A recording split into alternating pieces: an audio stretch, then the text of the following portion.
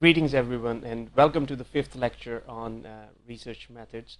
We are now moving into the stage where we actually would start learning about statistical methods and working with statistics. And what we have decided here is that we will illustrate all examples by using R and R commanders. So whatever we will show you and demonstrate as theory, we will simultaneously be using the R commander as a tool to exemplify to create an example of what would just been learned. And for the learning process, what we have decided is to use a data set from United Nations. It's the data on Human Development Index, and I will be explaining what the Human Development Index is all about. And before I proceed any further, some of these slides have been borrowed from Auburn University. The two academics, Professor Clayton and Professor Clark, had provided the material, so we gratefully acknowledge their help and with the slides. Now, the Human Development Index is an indicator of human development. What it does is it collapses a wide variety of indicators on human development, such as literacy rate, mortality rate, life expectancy, and others. And there are some key indicators out of these large set of indicators. There are some key indicators that are used, and then they're collapsed into one number, and that serves as an indicator of how a nation is doing, or how a country is doing in terms of human development. The two persons who were behind the creation of this index were from India and Pakistan. It was Dr. Mahbubul Haq, a renowned Pakistani economist, and Professor Amartya Sen from India. And these two gentlemen devised the index, and it's widely coded, widely known, and is published every year by the United Nations. And what comes along with the index is a database of other development indicators as well. Now, the index categorizes the 180 odd countries as into 5 categories, from ranking from very high to highly developed to highly developed, very highly developed, highly developed, medium developed, and low developed. And then there are other group of 12 countries in this database for which there's not enough data or sufficient information to categorize them, and they are labeled as others. And what we have decided is to use this database as a means to illustrate statistical concepts, and we'll be using this database regularly. If you were to look at this map of the world, you will see that the index is basically between the values of 0 and 1, and the legend here explains how these values are coded.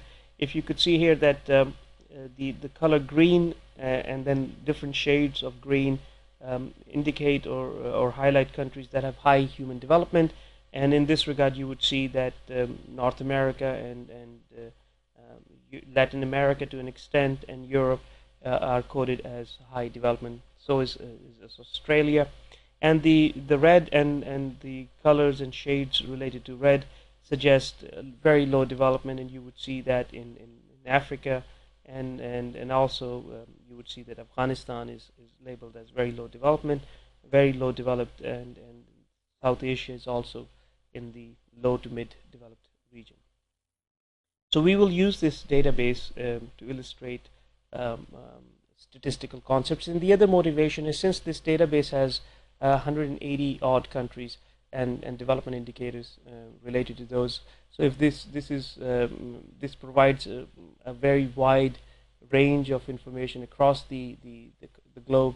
So if you're interested in international comparisons, you can actually work with this data. Now, the first thing we will discuss in this lecture is how do you classify data? What kind and what types of data are available? And the types of data that we will discuss today are cross-sectional data and the time series data. Now, the cross-sectional data is of type where you take measurement at one time, but that of a cross-section. For instance, if you were to record the GDP or economic output of countries in a year, say 2007, and you have that database where the GDP for the entire globe is reported for 2007 or 2008, that is a cross-sectional data. You have taken a cross-section at a particular point in time. The time series data, on the other hand, is a measurement taken on one subject but over time. For instance, if you are recording precipitation or rainfall in a particular city on a daily or a monthly basis over a 20-year period, that data are time series data. Even if you are looking at the GDP of a country but on an annual basis, and you have data for 50 years, but that's the only variable in the data set is the annual GDP value, that is also a time series data. As far as variables are concerned, you may have a data set with just one variable, and that would be a univariate data set, or you could have multiple variables, and then we'll call that multivariate data. So any point in time when you are working with a data set with more than one variable, and that is likely to be the case in almost all instances where you would have more than one variable in your data set, that is going to be the multivariate or multivariate data set. And in the analysis in which you are only looking at one variable at a given instance, then you're working with univariate analysis. But if you are analyzing multiple variables, for instance, you're looking at correlations between two variables, then it is multivariate analysis. And if you have more than two variables, such as a regression model, where you're looking at simultaneously the interactions between various variables, that is also called the multivariate analysis. Now, another way of looking at the data set is to look at them as a categorical data set. A categorical data set, or nominal data, these are sorted into mutually exclusive categories. And by mutually exclusive, we mean that once you categorized an entity into one category, that entity would remain categorized into that particular category and couldn't be categorized into another. For instance, you can take the example of gender. It's coded as male or female. So if you categorize someone as male and then categorize someone as female, these are mutually exclusive categories. And or you can have the option of, for instance, categorizing someone as a senior if this cutoff for senior is 65 years or older. So the moment someone is over 65 years of age and the person is categorized as a senior citizen, then that's a mutually exclusive category and the person wouldn't be categorized otherwise. And also the other examples are geographical regions. For example, countries classified into, categorized into, or classified as Asian countries would be Asian and not European or African. And similarly, if you have a particular type of automobile owned, if it's a small compact vehicle against a sports utility vehicle, these are mutually exclusive categories.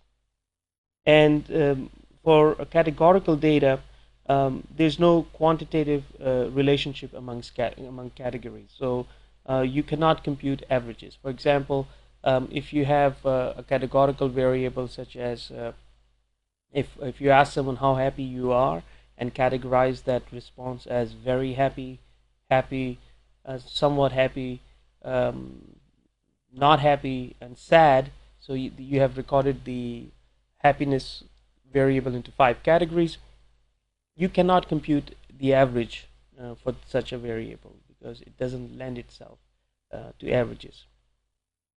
Whereas the other option within the categoricals, or within the categorical data sets, you also have the option of looking at ordinal data. And the ordinal data are categorical data, but they do have a certain order in them. For example, if you were to conduct a survey of automobile ownership and you ask individuals, households, of how many cars do you own, and the person would respond as owning 0 car, 1 car, 2 cars, 3 cars or more, then there is a certain order in that data set. Unlike the other variable where we just have a categorical variable as male or female, there is no particular order in that variable. You can code male as 1 and female as 0, or you can code female as 2 and male as 1. There is no real difference. The coding is arbitrary. Whereas in the ordinal data sets, the ordinal variable, the coding is not arbitrary. 0 is less than 1 and 1 is less than 2. So when you are coding cars as 0, 1, 2, or 3 or 4, there is a certain order in the response. And ordinal data are ordered or ranked according to the relationship that is captured in the variable. As far as the ordinal data are concerned, you can compare the categories against each other, and sometimes the statistics are usually meaningless because of no fixed units of measurement. So you cannot find the differences in ordinal data. The other type of data are the interval data, and these are the data that are ordered and characterized by a specific measure of distance between observations, but with no natural zero. Now, to give you an example of interval data, the temperature is a very good example. The temperature does not have a real zero. You may have 0 degrees centigrade, but that doesn't really mean that there is no temperature. There is still some temperature, but that 0 does not mean that no temperature exists. So, so that is a typical example of interval data. And for those such type of data, you cannot compute ratios.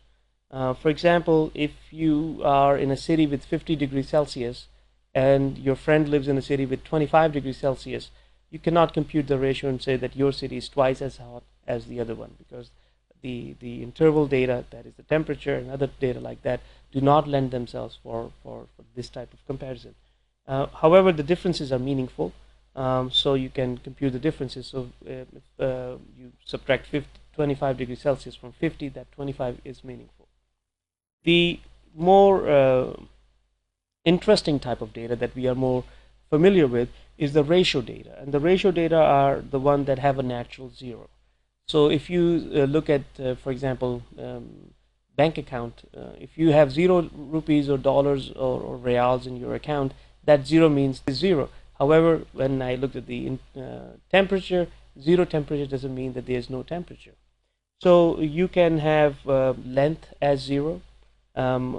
Weight could be ratio. So the examples of ratio data would be length, weight, weight of a person, so or a product,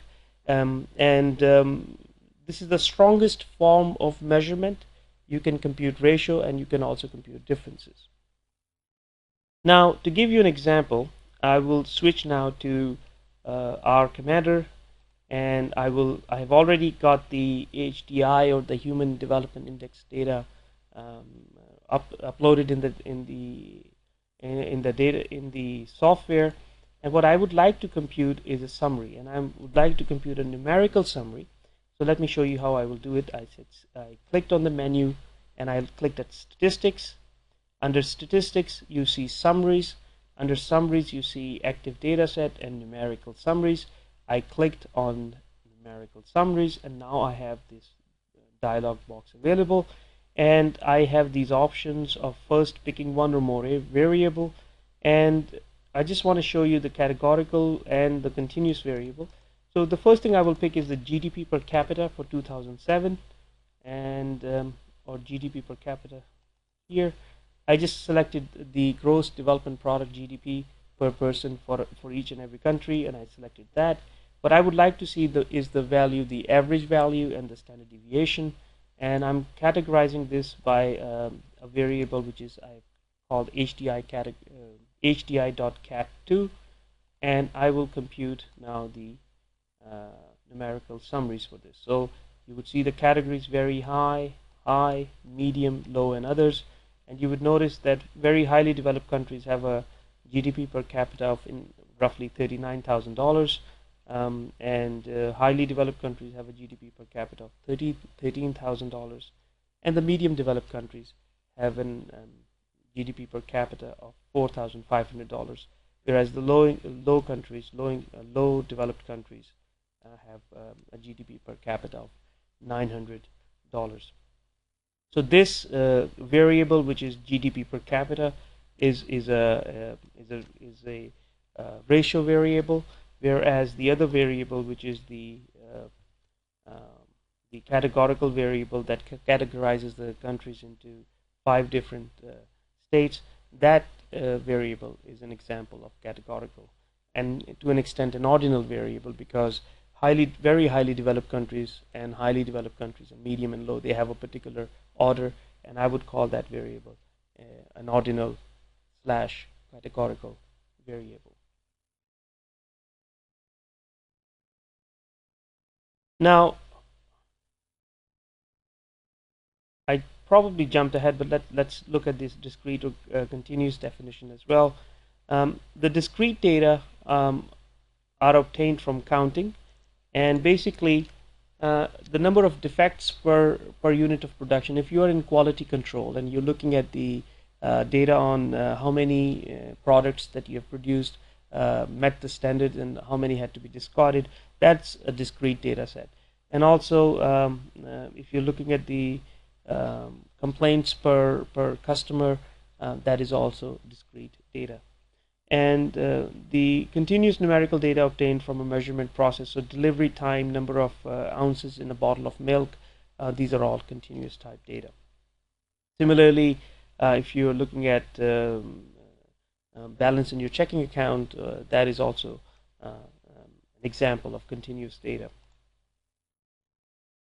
Now let's look at some of the statistics that we usually compute, and you've already been looking at average and standard deviations, and we have to up until now not define those values. Now before we start computing the averages and standard deviations, let's look at the difference between population and sample. Now we compute statistics both for population and samples as well. The population is in fact all items of interest of a particular decision or investigation. So if you're looking at the population of a country, then every one individual is member of that population group.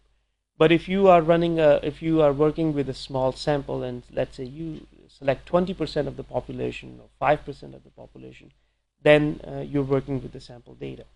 So anytime you're working with the entire all items or all individuals of interest in a particular group, then you're working with the population. However, when you take a sample and select a few, and there are different ways of selecting samples, if you're working with the sample, then that's a sample data. Now the reason for the distinction between the population and sample is because you use different types of measures, and even if you're computing averages or standard deviations, the formula changes if you're working with population or if you're working with the sample. But practically speaking, it is very difficult to have access to the entire population data. Now the population could be let's say we're working with a university, and we would like to know what is the satisfaction level of students who graduate from that university. Are they satisfied with the quality of education that they have received, or there's a dissatisfaction, or is there some other measure? They may be partially satisfied, partially dissatisfied. Now in order to compute that level of satisfaction, we need to survey the entire graduating class of all the graduating classes, and if we were to do that we survey every student who graduates from that university and ask them about their level of satisfaction, then we would have a database with the entire population of the graduating class. However, if we end up with a smaller number of students from that graduating class, and let's say we decided that we will talk to 1 out of every 5 graduating students, then we'll be working with the sample. And when we are working with the sample, we use a different set of statistics, even though we will be computing the same mean and standard deviations, but the formulas will be slightly different, especially for the standard deviation. Now, what is a statistic? A statistic is a summary measure of sample data used to describe a characteristic of a population or to draw inferences about the population. So whenever we are working with sample, and when we are summarizing some attributes or some characteristics of the population while working with the sample, then that statistic is the one that we will use. Again, the thing to notice is that it's a summary measure. We are always trying to summarize something when we are working with statistics. Now I'll give you an example. Let's say there are 100 owners of a certain car, a certain automobile model, who reported 85 problems in the first 90 days of of owning that automobile. Now the statistics 85 describes the number of problems per 100 cars during the first 90 days of ownership, and suggests that the entire population of owners of these cars experience on average 0.85 problems per car. Right? Let me say it again. You have 100 owners of a certain automobile model, and they reported 85 problems. So out of those 100 owners, 85 reported a problem within the first 90 days. Right? So the statistic 85 describes that how many problems do you have, and therefore if you were to compute an average, you would say on average 0.85 problems per car are observed for that sample. Now within statistics we have descriptive statistics, we have statistical inference, and we also work with predictive statistics. When we deal with descriptive statistics, it is related with the collection, organization, and description of data. We collect data, we organize it, and we describe the data. That is related with descriptive statistics. The statistical inference relates to drawing conclusions about the unknown characteristics of the population based on samples. As I mentioned, it is difficult, very difficult, to have information about the entire population. It is very difficult to survey the entire population, and even when if you think about the census, every developed nation conducts a census, and census is supposed to be a survey of the entire nation, but the reality is that no census anywhere in the world actually goes out and surveys the entire population.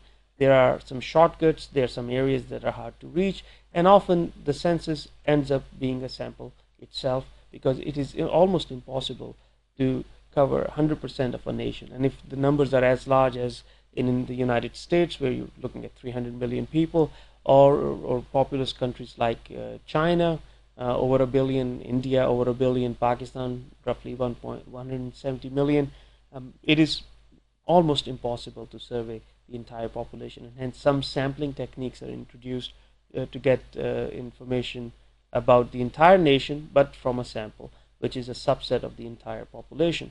Now, when you draw inferences, or when you draw conclusions from working with a data set that is a sample of a subset of the entire population, then that drawing of conclusions from that sample is inferential statistics.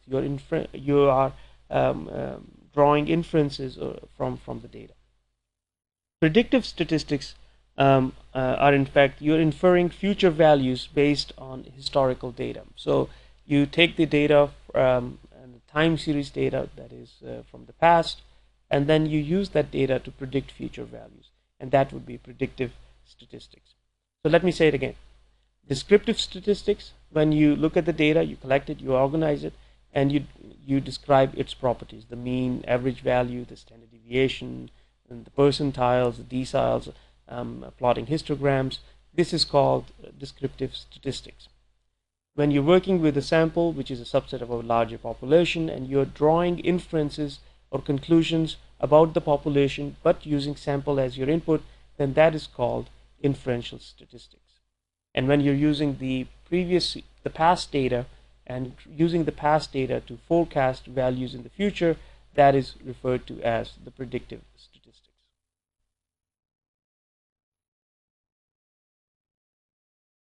A few words about decision models. A model is basically an abstraction or representation of a real system, idea, or object. Now, there are two types of models: prescriptive and descriptive. The prescriptive models specify an optimal policy or best course of action, whereas a descriptive describe the relationships and provide information for evaluation.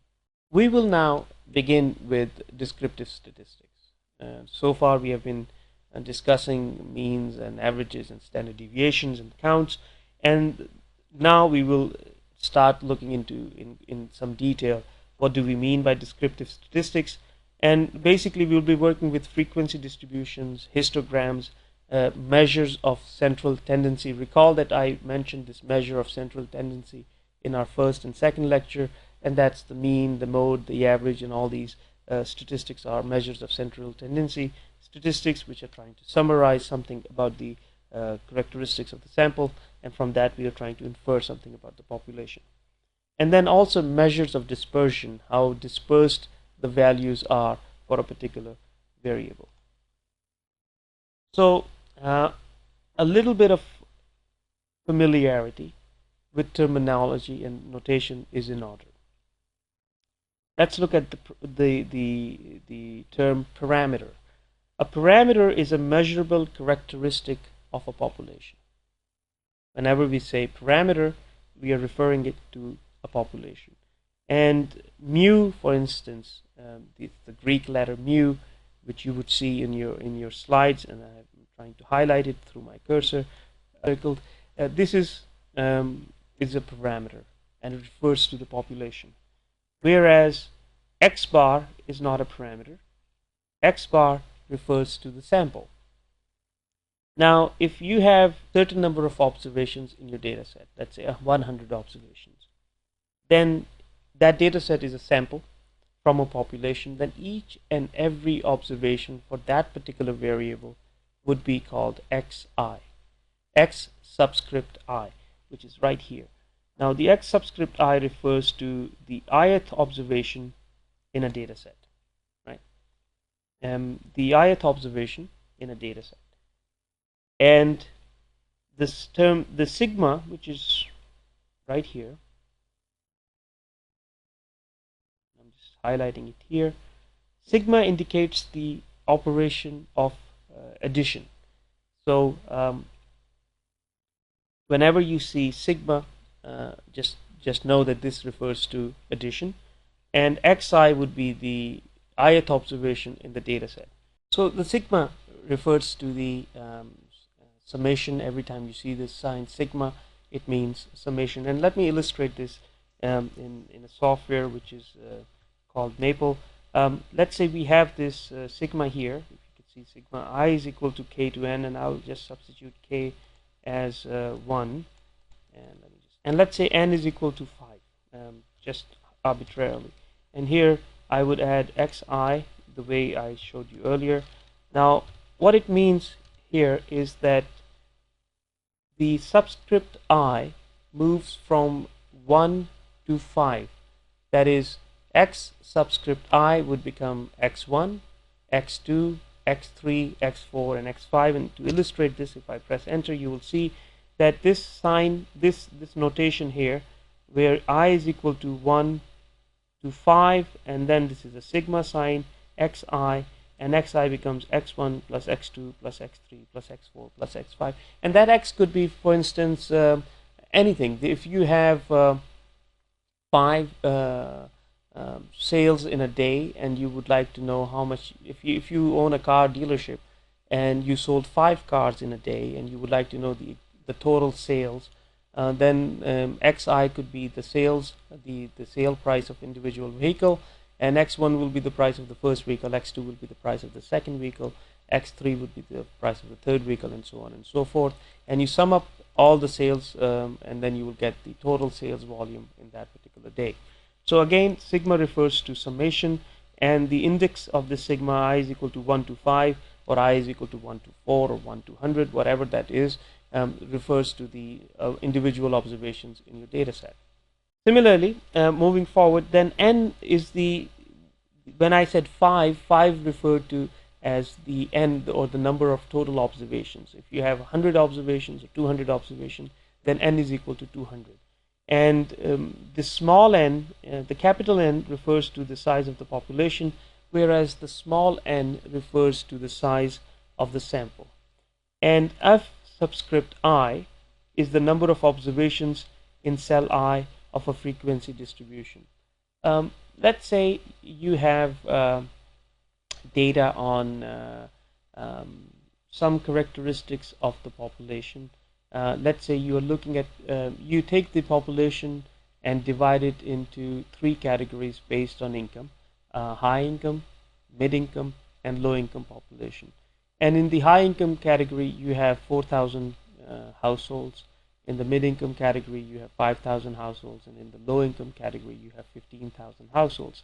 So F subscript I is the number of observations in cell I of a frequency distribution. That 5,000 or 4,000 or 18,000 refers to that particular cell in the frequency distribution. And I will actually illustrate this point better in an example of throwing two dice and then creating a frequency distribution. So when we talk about frequency distribution, we are talking about the tabular summary showing the frequency of observations in each of several non-overlapping mutually exclusive classes or cells.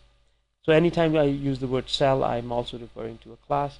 And the relative frequency is the fraction or proportion of observations that fall within a cell or class. And the cumulative frequency is the proportion or percentage of observations that fall within that category or class.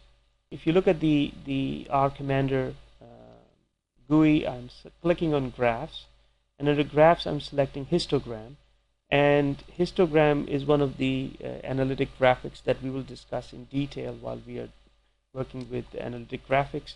And I will select the same GDP per capita, the same variable that I showed earlier, and I would like to know how many countries fall under which type of category. And I would say that let me categorize the GDP per capita into, say, 25 categories, and I would like to see the percentages, and I click here, and here's the distribution of that data set, where you will see that a large number of 40% of the countries in our data set are in fact very low income, and the GDP per capita declines. It's not a normal distribution, and we will discuss what a normal distribution is slightly later. But this is basically looking at the number of observations under each category, and I selected the option of percentages. I can go back and I say no, I don't want percentages, I would like to have actual counts. I select histogram again, GDP per capita, and I select 25, and I'm arbitrarily picking this number 25, and I would like to have the counts here, and these are the counts. Again, the same similar looking data set, but instead of having the percentages here, I am showing the actual frequency or the observations under each category. And another way of looking at it is to look at the number of nations under each category of low, very high developed, medium developed, and low developed countries. And that could be achieved by looking at frequency distributions, and I click HDI.cat2, and you can see here, and I will highlight this text. There are 38 countries out of 180 odd nations who are very highly developed according to the Human Development Index. 45 as highly developed, medium countries are 75, low are 24, and others are 12. So if you sum this up, this roughly equates about 180 plus nations or countries or economies, and this is the frequency distribution. Now, what we meant by frequency distribution is that if a country is classified as very highly developed, then it is cannot be counted as highly developed or medium developed. Similarly, if a country has been categorized as low developed country, that country can also not be counted as medium or high. These are mutually exclusive categories. So let me just refer to this, the tabular summary showing the frequency of observations in each of the several non-overlapping, that is mutually exclusive classes or cells. And what we saw here in our commander, that there are mutually exclusive classes, and the tabular summary of finding out how many observations are listed in each category, this is called the frequency distribution. The relative frequency is the fraction or proportion of observations that fall within a cell, and if I were to look at the proportions here, these are the relative frequencies or proportions. 19% and very high, 23% as high, 38% as medium, 12.3% as low, and 6.18% as others. And you can also, we have multiplied them by 100 to get the percentages, but these could be just the fraction. If you do not multiply it by 100, you will get the fraction. Let's look at the definition of arithmetic mean. The slide here gives the value both for the population and also for the sample. If a statistic relates to the population, it is referred to as mu for average, and if it relates to the population, to the sample, then it is referred to as x bar. And if you see this x here with a bar on top of it, that's called x bar, or pronounced as x bar. Now, the average or arithmetic mean is simply the summation of all values divided by the total number of observations. Right?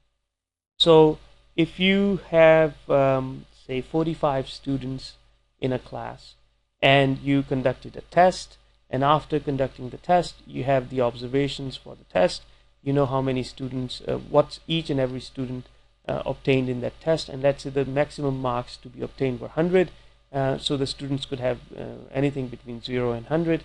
So once you count once you have awarded those grades, you can sum up all the grades for each and every student and divide it by the number of students in the class, and that would be the average score for that class, for that particular test.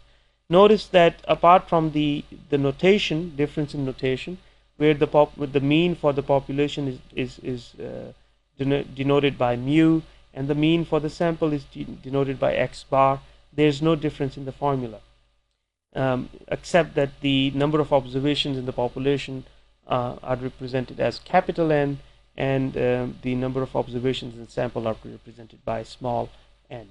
But in principle, we are finding the same statistics. So for instance, here I will go back to the other software, and let's say I have 5 observations, and let's say I have a smaller class and I have only 5 students, and I conducted an exam. And in that exam, my students got, let's say, student number 1 got 45, student number 2 got 66, student number 3 got 88, student number 4 received 75, and student number 5 received 58.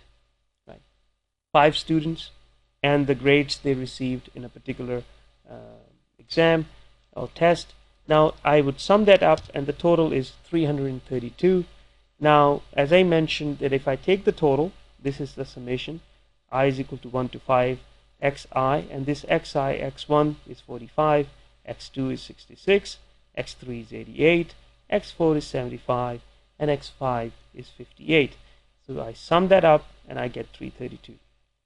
I have 5 observations, so I take 332 and divide it by 5, and what I have, the value. So the average score of my class, which had 5 students, is 66.4, right? And in reality, when you saw this summation sign, I is equal to 1 to 5, summation sign with xi, and then I said xi refers to as x1, x2, x5, it looked more intimidating than it really is. In simple arithmetic, we are just saying that we have 5 observations and we are summing up all those 5 observations.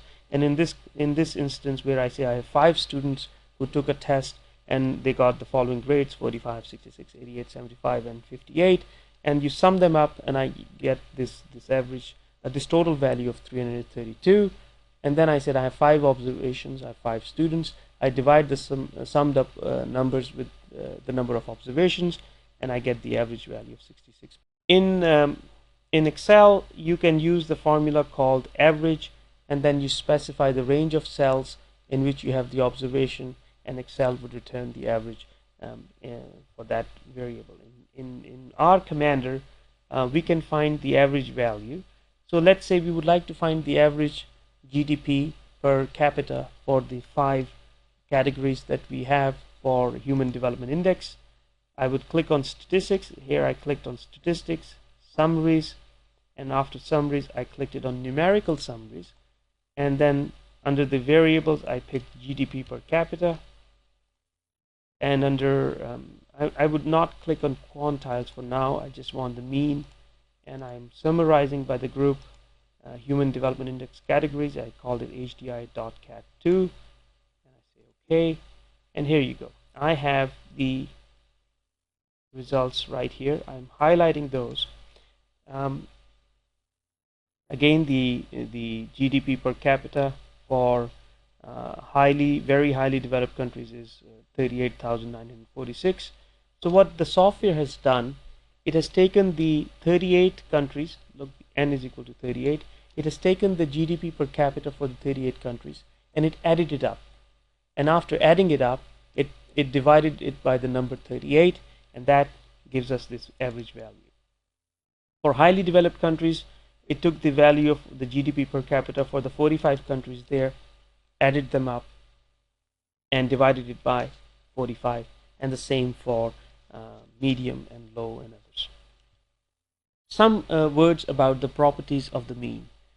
A mean or average could be computed for interval and also for the ratio data, and it can be used. It is unique for every set of data. If you have different data sets, the average will be unique, and it is affected by usually large or small observations, and that is sort of a shortcoming for average. If you compute an average, and in that particular data set you have unusually large or unusually small observations, that would affect the average statistic. To give you an example, if you are measuring the average height of, again, students in your class, and you have, let's say, 65 students in a medium-sized class, and you measure the heights of students in inches, and you have most students between the heights of 60 and 72 inches, right? So the entire class, most students are between the heights of 60 inches and 72 inches. But then there is a very tall student in the class, and that student is 7 feet and 4 inches tall. So roughly 12 times 7 is 84, plus 4, 88 inches, right? That one observation, that very tall student in a class of 65 would be able to influence the average by making it slightly higher. And even though most students are below the height of 72 inches, that particular student with very high, very tall student would influence the mean. And similarly, if you had a very short student, that student would also move the average lower than it should have been, or it would have been otherwise. The interesting thing is about the mean is that the only measure of central tendency where the sum of the deviations of each value from the measure is 0 is called mean. Put simply, if you take the value of mean value and subtract it from the individual observations, and you sum up that difference, it is always equal to 0. And to illustrate this, let me just go back to the software here. Look, the mean value is 66.4, right? And the individual values are here. So let me just retype where I subtract the mean from individual observations. So 45 minus 66.4 plus 66 minus 66.4 plus 88 minus 6.4 minus 66.4 and plus 58 minus 66.4. And if I find the sum of all of this, you get this 0 here, right? So what I've done is I've taken the individual values, right? And I've taken the individual values and subtracted the mean, which is 66.4, from these individual values, and then I have summed that up. And when I sum up the difference between individual observations and the mean, that difference, when summed up across the observations, you get 0. And that is a unique characteristic of this average statistic. So whenever you take the individual observation, xi, subtract it from the sample mean, x bar, and you sum up all those deviations from the mean, the result is. The other commonly used statistic for central tendency is median. And the median is the middle value in a data set. When you order the data set, you take observations and you order them from the smallest to the largest, and the point where the an equal number of observations are above that point and an equal number of observations are below that point, that particular point is called median. So in this case, let's see if we have a median. If we were to order these statistics from, for example, 45 and then 66, 45 and then 58, then 66, then 75 and 88. So 45, and then the next large number is 58, and then the one afterwards is 66, then 75, and then 88. Now the median is 66. Why? Because an equal number of observations, that is 2, are below this number, and an equal number of observations, that is 2, are above this number. Right? So while the mean is 66.4, the median value is 66. But in order to determine median, you first have to sort the observations from lowest to highest or highest to lowest and find the point where equal number of observations are above it and equal number of observations are below it. Again, the median for different data sets would be unique, and it's not affected by extremes. The beauty about median is that unlike average or mean, which is influenced by extreme values, very large or very small values, the median is not influenced. And in cases where your data contains very large values that are not in line with the rest of the data, you should always compute median along with mean to see if there is a significant departure between median and mean. And it is meaningful for ratios and intervals and even for ordinal data set. In Excel, if you were to type median and then the range of cells, you can easily obtain median from that formula. The other statistic for central tendency is called mode. Mode is basically the point which is most commonly occurring in your data set. If you have a very large data set, let's say, let me take the example of students. If you have 65 students and you have conducted a test, and the test values varied between 0 and 100, and some got 45, someone got 65, someone got 88, somebody got 99. However, 75 was the score that many students got, and in fact, let's assume that 10 students received 75 as the grade.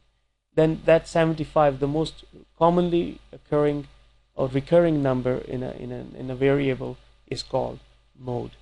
You can have bimodal distributions as well in a data set, and I'm showing a histogram here.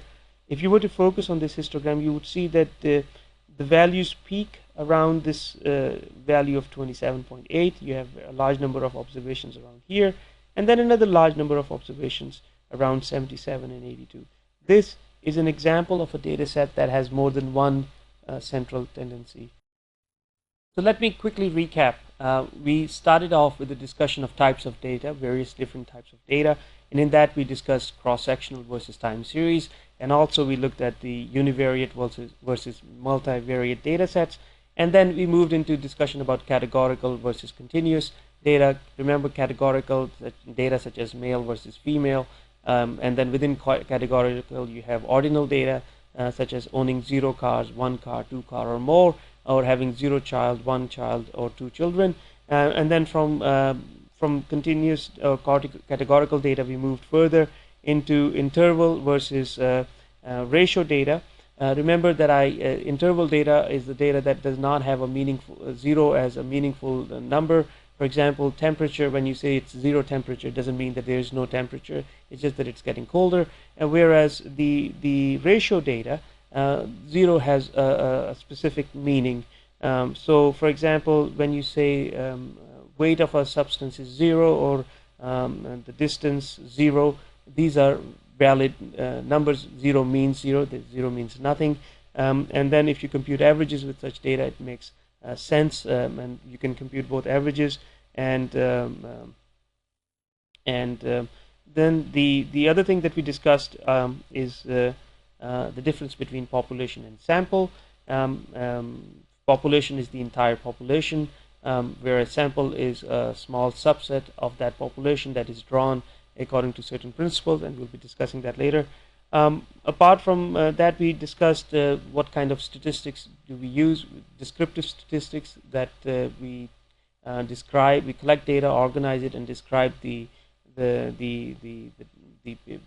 underlying trends in the data set. Inferential statistics is the one where we study the sample and make inferences about the population. For example, if we want to know something about the entire nation, but we have a sample of say 5,000 people, so if we were to make a conclusion about the entire population, about the entire nation from a sample of 5,000, that would be called inferential statistic. And the predictive statistics is when we take the historic data and then forecast values into the future.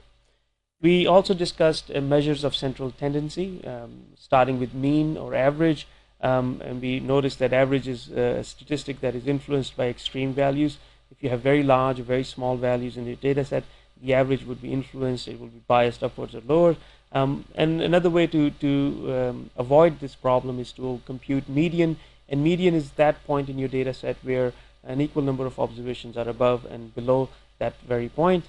And also we discussed mode, and mode is the most frequently occurring observation or instance in your data set. So this concludes our lecture on basic statistics, and I encourage you to work with the data set. You have access to the HDI, or Human Development Index database. It's uploaded on the course website. Please download it and then open that file in R Commander and start working with it. Work with numerical summaries. You have seen multiple, I have actually displayed multiple times how to compute numerical summaries in this lecture, and repeat this with other variables. I worked with GDP per capita, but then you can work with other variables as well. So good luck with some experimentation with R Commander, and we'll talk to you in the next lecture.